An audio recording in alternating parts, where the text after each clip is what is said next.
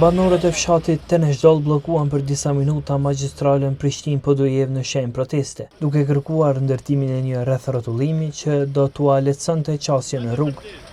Magjistralja, e cila është në ndërtim e sipër, e ka ndarë fshatin përgjysmë. Nga një rrugë me 2 korsi, ajo tashme është zgjeruar në 4, duke vështirësuar lëvizjen e banorëve, veçanërisht të bujqve.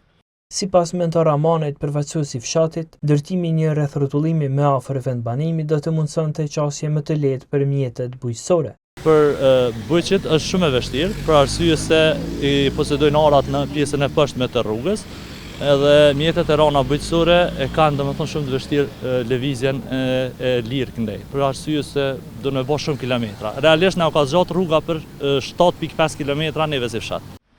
Gani Kadriu, banori i fshatit, tha se arsyeja që doli të dielën në protestë është rreziku që u paraqitet fëmijëve gjatë kalimit të rrugës, ku me saj ndodhen edhe pengesa metalike. Kem problem për fëmijë me qenë në shkollë, na do të për çdo mëngjes, do të jem 5-6 këtu, që do të për çdo mëngjes, do të me qit mi kalim, edhe me i kthy prapa prap, shembull.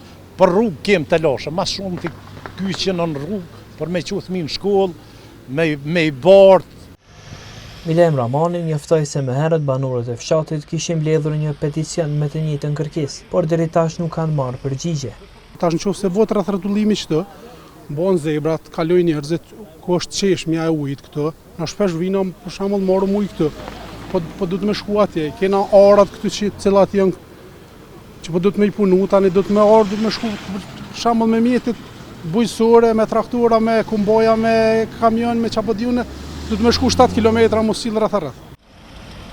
Tenezhdolli është fshati i fundit i Prishtinës përgjatë rrugës për në Podujev. Banorët paralajmëruan protesta të tjera në rast se nuk marrin përgjigje. E në Ministrinë e Infrastrukturës të dielën nuk u përgjigjen se atë do të ketë ndërhyrje për t'i plotësuar kërkesat e banorëve të fshatit.